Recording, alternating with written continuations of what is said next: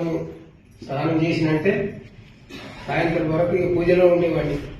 అయినా క్రీస్తు దాసులు మా ఊరికి వచ్చినప్పుడు అయితే ఎంతో మందిని నేను చాలా సార్లు వ్యతిరేకంగా మాట్లాడినాను, దేశించిన తిట్టినాను గిట.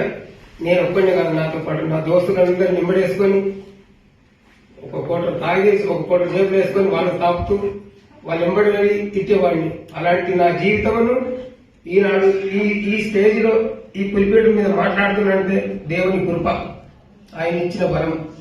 ఎందుకంటే నేను మా వదిన గాని ఎవరైనా కానీ మా ఇంటికి వచ్చి ప్రార్థన చేసినట్టు వచ్చిందిలే చేస్తుంది, నేను సోది చెప్తుంది, ఇక ఎన్ని గంటలు చెప్తుందో అనేవాడిని. అలాంటి జీవితం నన్ను మారుస్తూ వచ్చాడు దేవుడు. నా దేవుడు అయినప్పటికీ ఆన్లైన్ పరిచర్యల్లో సాక్ష్యం పంచుకోవాలని ఆశ ఉన్నది, కానీ ధైర్యం జారలేకపోతుంది. అయినా దేవునితో ప్రార్థిస్తున్నాను. వాక్యం చదవనీకే నేను యోగ్యుడు కాదు, వాక్యం తప్పులు పోయినా కానీ చదవాలని ఆశపడేవాడిని, కానీ చదవలేకపోతున్నాను. ఈ ఆన్లైన్ పరిచర్యలు వచ్చినప్పటి నుంచి కొద్ది గొప్ప చదువుతున్నాను.